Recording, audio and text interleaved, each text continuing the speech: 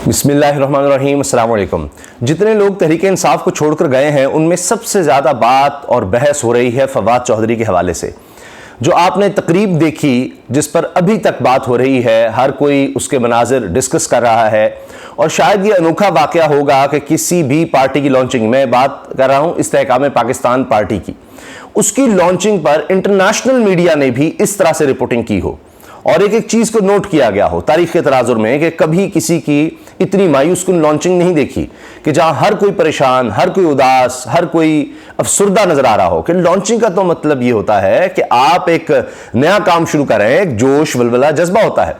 यहां पर भी सबसे ज्यादा मरकज़ निगाह फवाद चौधरी रहे, जो कि बिल्कुल पीछे रहना चाहते थे, नजर आ रहा था, मगर फिर भी वो मरकज़ निगाह हो गए, जबकि वो बिल्कुल गुमनाम होना चाहते थे। अब बात यह है कि फवाद चौधरी क्या कर रहे हैं, वो कहां हैं, क्या सोच रहे हैं। अगर उनके हालिया बयानात को देखा जाए, वहां तो उन्होंने कोई मीडिया से खास बात भी नहीं की और उन लोगों से भी बात नहीं की जिनसे उनकी बड़ी दोस्ती कह ले, या वो सहाफ़ी जिनसे वो बड़ा घुल मिल जाते हैं, उनसे भी बात नहीं की। फवाद चौधरी साहब का माजी देखें तो कई जमातों में वो रह चुके हैं, लेकिन जो उरूज, जो मकबूलियत उनको तहरीक इंसाफ में मिली, कहीं नहीं मिली। फिर मीडिया से उनका इंटरेक्शन बतौर वज़ीर इत्तलात था, फिर हुकूमत जाने के बाद भी उनका इंटरेक्शन बहुत ज़्यादा था और वो तो उन लोगों में से थे तहरीक इंसाफ के जो किसी पैनल पर नहीं बैठते थे। चैनल्स पर डिस्कशन में होता है कि 3 लोग बिठाए हैं, 4 लोग बिठाए हुए हैं जी, टॉक शो है, बातें हो रही हैं, बहस मुबाहिसा हो रहा है। नहीं जनाब, फवाद चौधरी 1 on 1 अकेले आते थे और फिर यह कि लोग इनको सुनते भी थे, रेटिंग भी इसलिए आती थी तो लोग इनको बुलाते भी थे, अकेले बुलाते थे। हमसे कई दफ़ा इस तरह हुआ कि जी फवाद चौधरी साहब आ गए हैं, तो ऑडियो पे भी, अगर मैं फ़ोन पर भी उनको लिया है तो दूसरे मेहमानों से हम माजरत कर लेते थे कि जी अभी फवाद चौधरी साहब चुके, कहते जी अकेले बात होगी, तो उनसे बात मुकम्मल करके 4, 5, 10 मिनट तो फिर दूसरे मेहमानों की तरफ आते थे। यह अहमियत थी फवाद चौधरी की, मगर इस तेज़ी से गिरे हैं।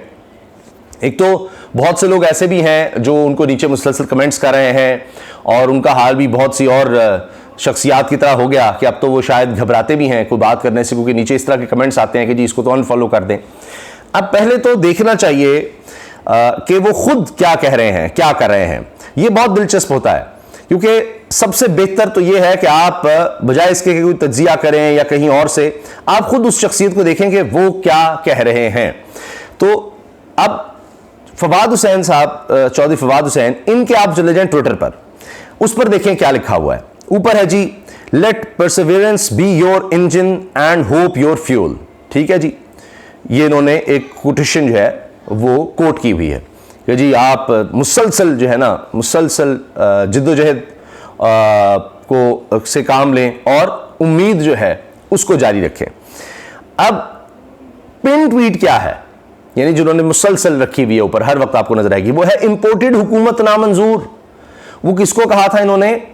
पीडीएम, मौजूदा हुकूमत को, जब ये आई थी, और ये 24/4/2022 की बात है, अप्रैल में ही हुकूमत आई थी, अप्रैल 2022 में इन्होंने लिख दिया था इंपोर्टेड हुकूमत नामंजूर। अब तक इन्होंने लिखा हुआ है वो हुकूमत, वो पार्टियां जिनकी तरफ जहांगीर तरीन ना सिर्फ जा रहे हैं, मियां नवाज शरीफ साहब से मिलने जा रहे हैं, बल्कि दूसरों की तरफ भी आ रहे हैं और उस हुकूमत का हिस्सा है जहांगीर तरीन ग्रुप। इस वक्त बाकायदा ओन चौधरी और दीगर की सूरत में काबीना का हिस्सा है, जिनके बारे में ख्वाजा सिर्फ कह रहे हैं जी हाँ बड़ा जबरदस्त इनसे हमारा रिलेशनशिप है, इनको हम देखेंगे। उनके बारे में अभी तक फवाद चौधरी ने लिखा हुआ है इंपोर्टेड हुकूमत नामंजूर, कि वो नहीं मानते इस हुकूमत को। जिस हुकूमत को जहांगीर तरीन ना सिर्फ मानते हैं, उसकी मिन्नत समाजत भी कर रहे हैं और उसका हिस्सा भी हैं, जिस हुकूमत का हिस्सा उसको कह रहे हैं इंपोर्टेड हुकूमत नामंजूर। अब वो किस तरह फवाद साहब कोई बात करेंगे। फिर आप ये देखिए, सबसे खास बात कि अभी तक इन्होंने लिखा हुआ है पाकिस्तान तहरीक इंसाफ, अपना तारुफ इन्होंने अभी तक नहीं बदला। तारुफ में फवाद हुसैन साहब ने लिखा हुआ है, चौधरी फवाद हुसैन ने, कि जी पाकिस्तान तहरीक इंसाफ पीटीआई कि उसका हिस्सा अभी तक अपने आप को बता रहे हैं। फिर अपने लॉयर एंड लॉ फर्म का भी उसमें इन्होंने जिक्र किया हुआ है, इनके भाई भी लॉयर हैं। अच्छा, अब आप ये देखिए कि इसके साथ साथ फवाद साहब ने पीछे जो चंद ट्वीट्स किए हैं वो कायद आज़म रहमतुल्लाह अलैह की फैमिली के हवाले से कि जी कुछ चीज़ें मैं क्लियर कर दूं, कुछ लोग कहते हैं जी फैमिली है और इस तरह से।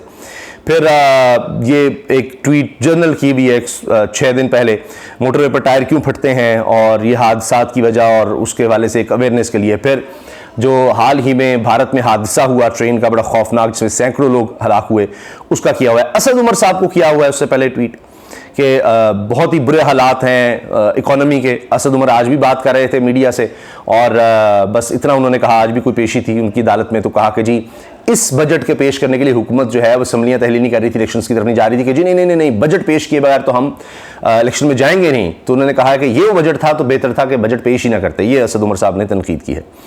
अच्छा, इसी तरह से ट्रेन के हवाले से है। और फिर सीनियर सहाफ़ी अदनान आदिल की ट्वीट को रीट्वीट किया फवाद साहब ने।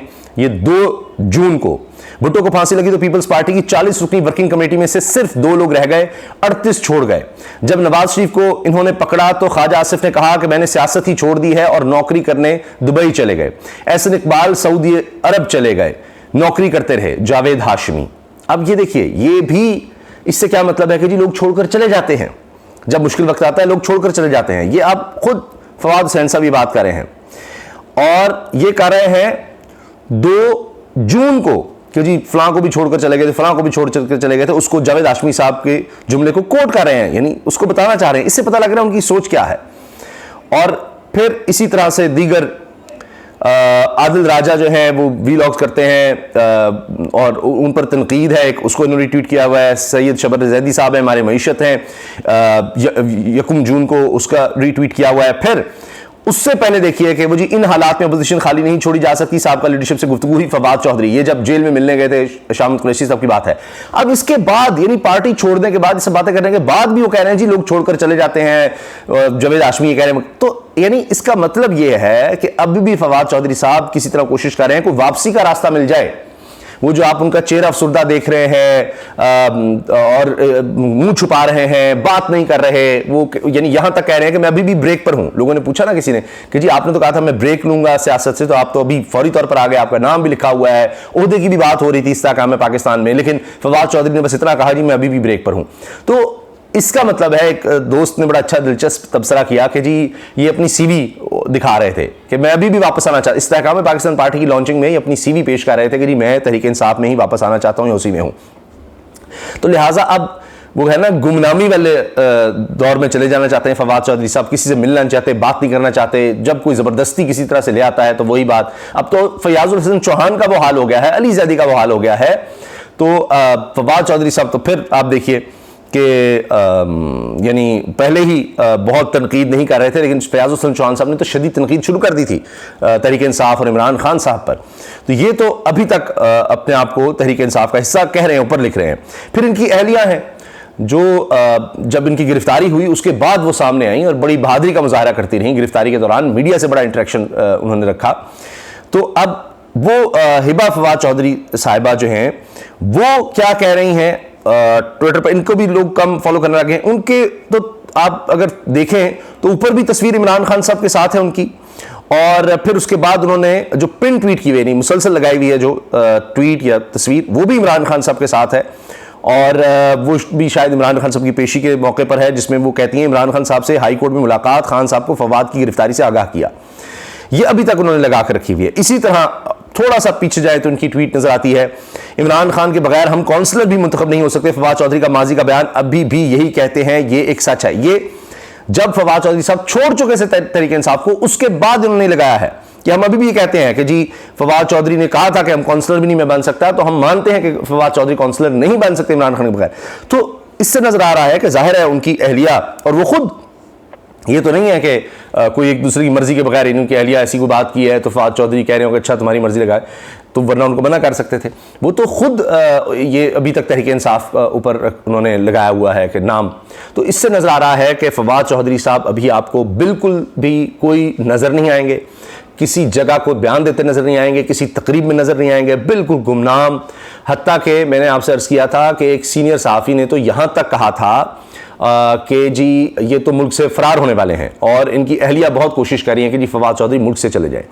अब मुझे नहीं पता, अभी तक तो वो नहीं गए, कि शायद ये कोशिश हो इस वक्त जो हालात हैं कि यहाँ से मुल्क से तो किसी तरह निकला जाए, हो सकता है कि ये बात हो, वरना यहाँ रहते हुए तो बिल्कुल इस वक्त गुमनाम रहना चाहेंगे, कहीं आपको नज़र नहीं आएंगे।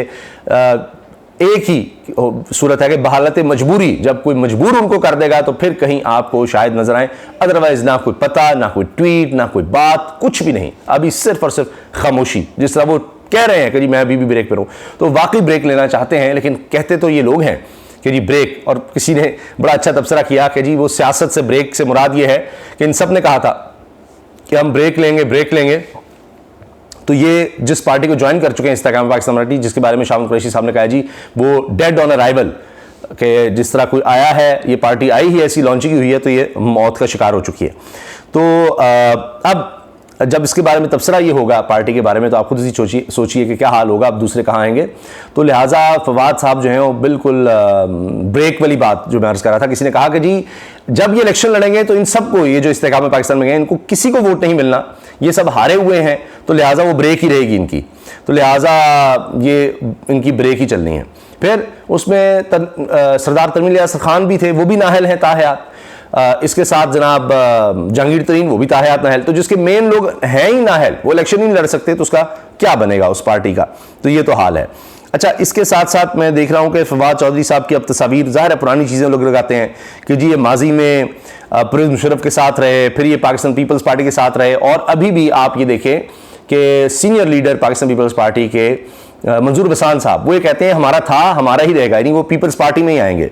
अब शाह कुरैशी साहब ने जो कह दिया है इस्तेकाम पाकिस्तान के बारे में, और तरीन साहब के बारे में उनके ख्यालात सबको पता है, वो उनसे बड़ी उनकी इख्तलाफात हैं, तो वो तो उधर तो जा ही नहीं रहे। तो लिहाजा अब वो या तो पता नहीं आगे आज़ाद लड़ेंगे या तहरीक इंसाफ में ही रहेंगे, ये भी देखना है। अच्छा, इसी तरह से फिर इमरान खान साहब के साथ, और अब तस्वीर लगाई हुई है जी, पहले यानी शुरू कहाँ से हुए, परवेज़ मुशर्रफ से, फिर पीपल्स पार्टी, फिर इमरान खान, और अब जहांगीर तरीन। तो जहांगीर तरीन के साथ भी इनकी तस्वीर, ये सब चीज़ें चल रही हैं। अच्छा, इनके साथ साथ कुछ और चीज़ें हम आपसे शेयर करें तो उसमें जनाब ये बात है कि मुनिस इलाही साहब कहते हैं इस्तेकाम पाकिस्तान पार्टी IPP में 100 के करीब लीडर आ चुके हैं, अब बस वर्करों का इंतज़ार है, लोग तंज कर रहे हैं। तो ये जनाब इस वक्त सूरत हाल है इस पार्टी की और इस पर तबसरों की। तो लिहाजा फवाद साहब का वाकई बनता है कि बिल्कुल मंजर से गायब रहें और कोई बात ना करें। तो देखते हैं कि कब मामला सुलझते हैं। बहुत से लोग अब ये बात कहना शुरू हो गए हैं कि शायद कहीं ना कहीं कुछ हो रहा है, कोई बात हो रही है कि कहीं शायद कुछ मामला बेहतरी की तरफ जाने लग जाएं। अभी तो इसके कोई असरात नज़र नहीं आते, मगर ये बातें कुछ ऐसे लोग करने लग गए हैं, कुछ लोग जिनकी बात को आप ऐसे ही रद्द नहीं कर सकते कि नहीं वैसे नहीं, तो वो कुछ ऐसा महसूस कर रहे हैं। कोशिश करेंगे आने वाली वीडियोस में उसमें ज़रा थोड़ा सा देखकर, कुछ लोगों से बात करके कि क्या चल रहा है इस्लामाबाद और रावलपिंडी की फ़ज़ाओं में, तो वहाँ से कुछ चीज़ें पता चलें, ज़मान पाक से कुछ चीज़ें पता लगें और फिर आपसे शेयर करें कि हो क्या रहा है। अल्लाह हाफ़िज़।